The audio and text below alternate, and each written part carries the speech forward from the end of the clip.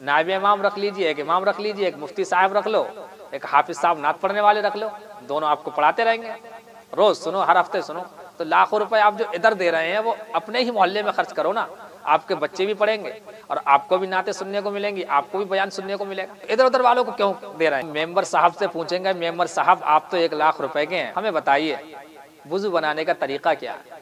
आए मस्जिद में टंगे झूमर, तू तो बड़ा खूबसूरत है, 1.5 लाख रुपए का तुझे किसी सेठ ने दिया, ऐ झूमर तुम ही बता दो मैयत की नमाज कैसे पढ़ी जाती है। ऐ मेहराब तू तो 3 लाख में पढ़ी है, बहुत अच्छे अच्छे तेरे अंदर फूल बने हुए हैं, गुम्बद बने हुए हैं, ऐ मेहराब साहिबा तुम ही बता दो कि जब हम गुस्ल करें तो कैसे करें। तो ना हमें मेंबर बता सकता है कि हमें वुजू कैसे करना चाहिए, ना हमें मेहराब बता सकती है कि कुरान हमें कैसे पढ़ना चाहिए, ना हमें मस्जिद का झूमर बता सकता है कि वुजू कैसे टूट जाता है। अगर कोई 10 साल से जलसा करा रहा है और 10 साल पहले दाढ़ी मुड़ाता था तो आज भी दाढ़ी मुड़ाता है, अगर 10 साल पहले बेनमाजी था तो आज भी वो बेनमाजी ही है।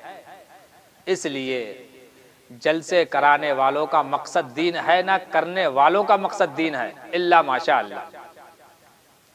एक कौम का पैसा है, इसको लूटा जा रहा है, लूट मची हुई है।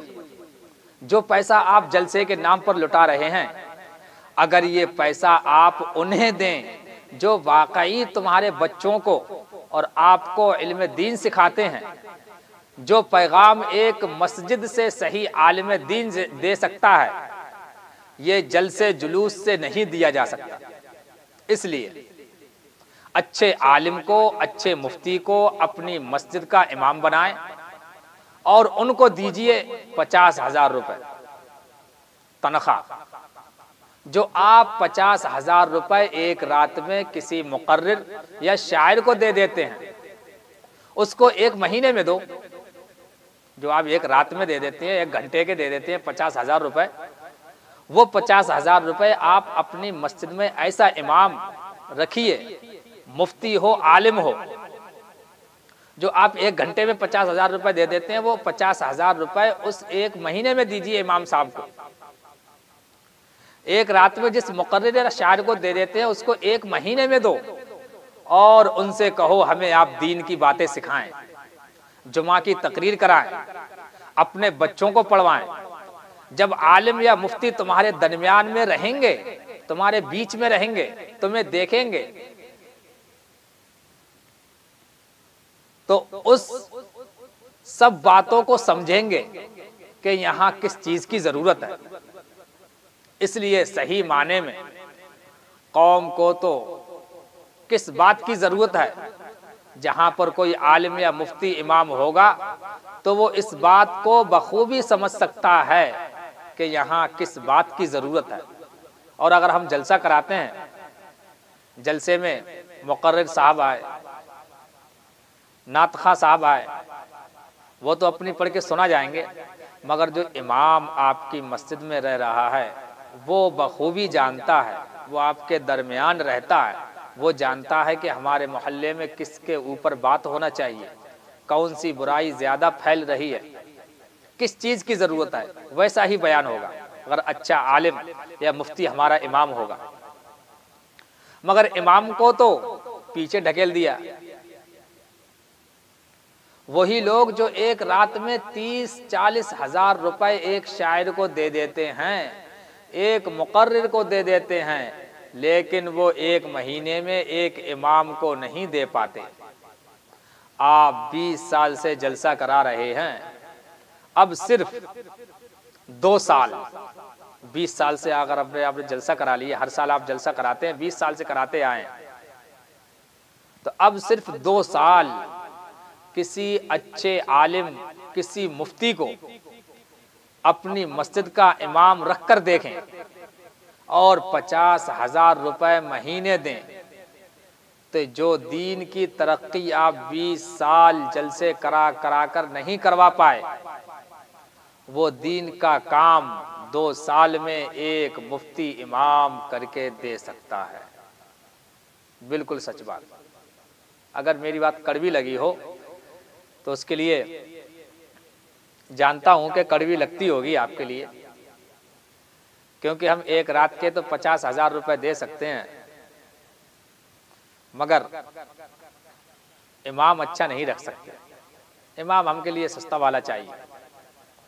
मस्जिद जब बनवाई जाती है तो कोई सेठ मस्जिद के लिए सरिया दे रहा है, कोई सेठ बजरपुर दे रहा है, कोई सीमेंट दे रहा है, लाखों रुपए दे देते हैं। जब मस्जिद बनकर तैयार हो जाती है, अब बारी आती है इमाम साहब को रखने की, तो इमाम साहब कौन से रहते हैं?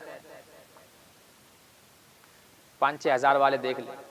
मस्जिद हमारी लाखों की है, मेंबर में हमने लाखों रुपए लगाए, तो इमाम कौन सा रखेंगे हम? 5-6 हज़ार 10 हज़ार वाला। क्या करेंगे वो? एक नाजरा खां अगर इमाम रख लेंगे तो क्या, अगर कोई मसला पेश आएगा तो हम मेंबर साहब से पूछेंगे, मेंबर साहब आप तो 1 लाख रुपए के हैं, हमें बताइए वुजू बनाने का तरीका क्या है। आए मस्जिद में टंगे झूमर, तू तो बड़ा खूबसूरत है, 1.5 लाख रुपए का तुझे किसी सेठ ने दिया, ऐ झूमर तुम ही बता दो मैयत की नमाज कैसे पढ़ी जाती है।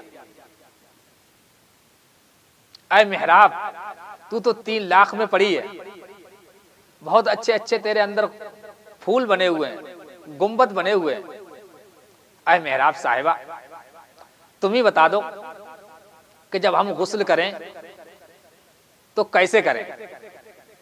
तो ना हमें मेंबर बता सकता है कि हमें वुजू कैसे करना चाहिए, ना हमें मेहराब बता सकती है कि कुरान हमें कैसे पढ़ना चाहिए, ना हमें मस्जिद का झूमर बता सकता है कि वुजू कैसे टूट जाता है, ज़कात कैसे निकालना चाहिए, कितने पैसे पर ज़कात होती है, रोज़ा कैसे टूट जाता है, कैसे रखा जाता है, किन पर नमाज के फ़राइज़ क्या हैं, निकाह के बाद मियाँ बीवी के हुकूक क्या होते हैं।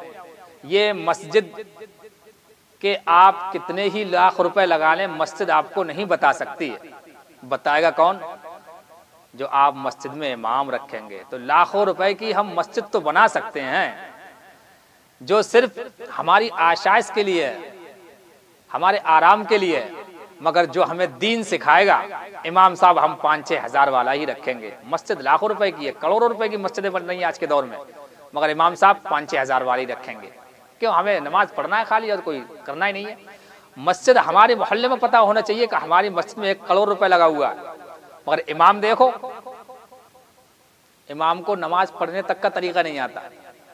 क्यों? हम मस्जिद तो लाखों की बना लेते हैं, मगर इमाम नहीं रखेंगे जब तक अच्छा, जब तक हम तरक्की नहीं कर सकते, हमारी कौम बदल नहीं सकती।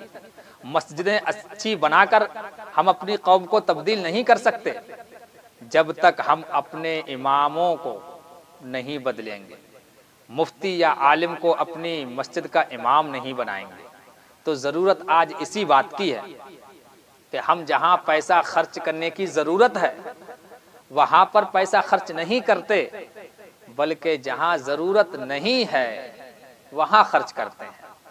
पहले हमें जहाँ ज़रूरत है वहाँ पैसा खर्च करना ज़रूरी है, उसके बाद बचे तो हम खर्च करें। मस्जिद अच्छी बनवाएं, आलीशान बनवाएं, अच्छे से अच्छे झूमर लगवाएं, अच्छी से अच्छी कालीन बिछवाएं, एसी लगवाएं, कूलर लगवाएं, जो हो वो अच्छा करवाएं, मगर मस्जिद में सबसे पहले इमाम अच्छा होना चाहिए। जब इमाम अच्छा होगा तो मुक्तदी अच्छे होंगे, जब मुक्तदी अच्छे होंगे तो उनके बच्चे अच्छे होंगे, जब उनके बच्चे अच्छे होंगे तो मोहल्ला अच्छा होगा, जब मोहल्ला अच्छा होगा तो उस शहर का शहर अच्छा होगा, जब शहर अच्छा होगा तो पूरा सूबा अच्छा होगा, जब सूबा अच्छा होगा तो पूरा देश अच्छा होगा, जब पूरा देश अच्छा होगा तो और भी देश अच्छे होंगे, तो पूरी दुनिया ही अच्छी हो जाएगी। तो जहाँ पैसा खर्च करने की ज़रूरत है वो अच्छे इमामों को रखने की ज़रूरत है। जब तक हम अच्छे इमाम नहीं रखेंगे, मस्जिद हम करोड़ों की बना लें, हमारे अंदर तरक्की दीन के मामले में नहीं आ सकती।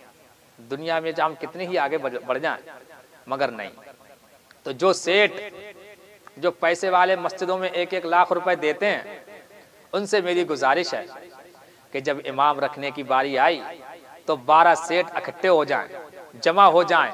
एक सेठ कहे कि मैं दूंगा 20,000 रुपए मुफ्ती साहब के लिए 1 महीने की तनख्वाह। मस्जिद में चाहे भले ही आप 1 लाख रुपए ना दो, उसके मेंबर के लिए, उसकी मेहराब के लिए। मगर इमाम जब रखने की बारी आए तो कम से कम 25,000 रुपए इमाम के होना चाहिए। एक सेठ एक देना चाहिए। जो 100 कट्टे दे रहे हैं, सरिया दे रहे हैं, जो क्विंटलों लाखों रुपए मस्जिद में दे रहे हैं, वो मस्जिद के बजाय इमाम पर खर्च करें। जब इमाम आ जाएगा तो इमाम खुद ब खुद ही आपसे पैसे निकलवा लेगा। तो पहले हम जो है मस्जिद में पैसे खर्च ना करें, बल्कि इमाम पर खर्च करें। जब इमाम अच्छा आ जाएगा तो हम खुद अच्छे हो जाएंगे, तो पैसे हमारे खुद ब खुद निकल के हमारी मस्जिद खुद ब खुद अच्छी हो जाएंगी। तो यही जरूरत है। हम जो है उल्टा काम करते हैं।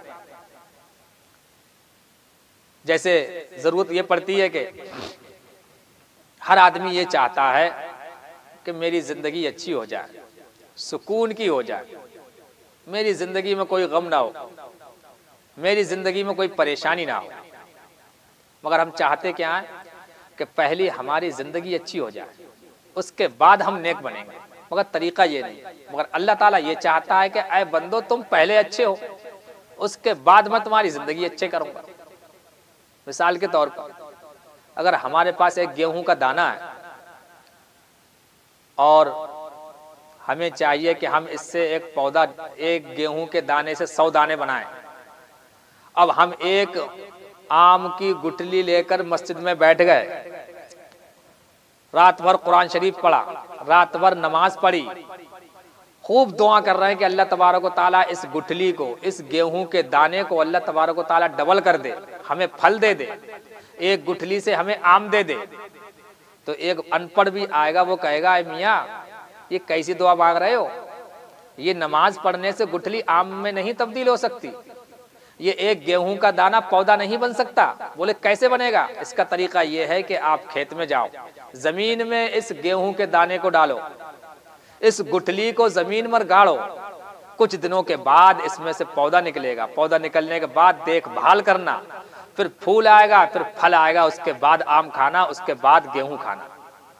तो यही तरीका है हमारी जिंदगी का भी कि हम पहले अल्लाह की बंदगी करें, पहले नेक बने। जब नेक बन जाएंगे उसके बाद हमारी जिंदगी खुद ब खुद नेक और सुकून और इत्मीनान वाली हो जाएगी। हम तरीका जो है गलत इख्तियार करते हैं। पहले तो मस्जिद बहुत अच्छी बना लेते हैं, मगर पैसा बिल्कुल जब नहीं रहता है तब इमाम साहब 5-6 हज़ार वाला, अलिब्बे वाला, नजराने वाला ढूंढ लिया, एते से ज्यादा हम ना दे पाएंगे। मगर ये पता ही नहीं है कि हम जो इमाम ऐसा रख रहे हैं, सस्ते वाला इमाम रख रहे हैं, इससे कितना नुकसान है। नुकसान सिर्फ हमारे लिए है, इमाम का कोई नुकसान नहीं है।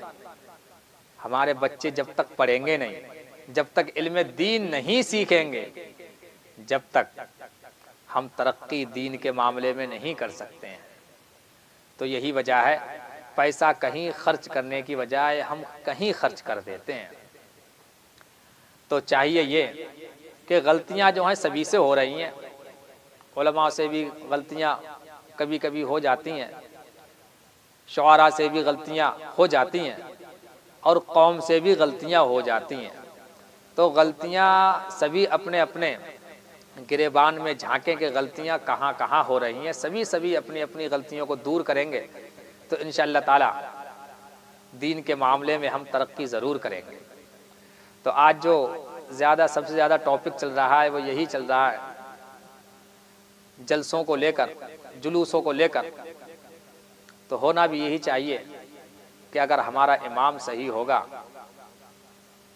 एक रात में 4 घंटे में जो हमें इमाम साहब पूरे साल भर में कुछ हम उनसे दीन नहीं सीख पाए, जो इमाम साहब हमारे 24 घंटे हमारे पास रह रहे हैं, हमारे मोहल्ले में रह रहे हैं, हमारी मस्जिद में रह रहे हैं, उनसे हम नमाज का तरीका तक नहीं जान पाए, तो अब ये बताइए रात में 2-2 बजे तक जागकर हम उम्मीद लगती है कि दीन सीख पाएंगे? नहीं। तो जलसे अगर आप करा रहे हैं तो जलसे ज़रा सोच समझ कर कराएं, ऐसे लोगों को बुलाएं, बल्कि इमाम को ही रखिए और इमाम से कहिए कि हमें हर जुमे को एक बयान करके दो, एक नमाज के ऊपर हर जुमे को नमाज का हर जुमे को एक प्रोग्राम रखिए आप। अगर ज़्यादा ही कुछ सुनना है तो एक नातखा रख लीजिए, एक नायब इमाम रख लीजिए, एक इमाम रख लीजिए, एक मुफ्ती साहब रख लो, एक हाफिज साहब नात पढ़ने वाले रख लो, दोनों आपको पढ़ाते रहेंगे, रोज सुनो, हर हफ्ते सुनो। तो लाखों रुपए आप जो इधर दे रहे हैं वो अपने ही मोहल्ले में खर्च करो ना, आपके बच्चे भी पढ़ेंगे और आपको भी नाते सुनने को मिलेंगी, आपको भी बयान सुनने को मिलेगा। तो इधर उधर वालों को क्यों दे रहे हैं? तो रात के 2-2, 3-3 बजे कौन सी रसूलुल्लाह सल्लल्लाहु ताला अलैहि वसल्लम ने तबलीग की है? उनसे ज्यादा तबलीग करने वाले हम हो सकते हैं क्या? 3 बजे तो रसूलुल्लाह सल्लल्लाहु ताला अलैहि वसल्लम हम लोगों की खातिर रोते थे, इबादत करते थे, जलसा करते थे रात में वो। तो 12 बजे से ज्यादा जलसा मुनासिब भी नहीं रहता। मस्जिद बाद में अच्छी बनाएं, पहले इमाम अच्छा रखें, चाहे हमारे लिंटर पड़ा हो या ना पड़ा हो, चाहे झोपड़ी पड़ी हो, इमाम को अच्छा रख लें। अगर तरक्की करना है आपके लिए तो दीन के मामले, नहीं करना है, मज़ा लेना है तो कुछ भी करते रहो। अल्लाह तबारक व तआला हमें और आपको नेक अमल की तौफीक अता फरमाए।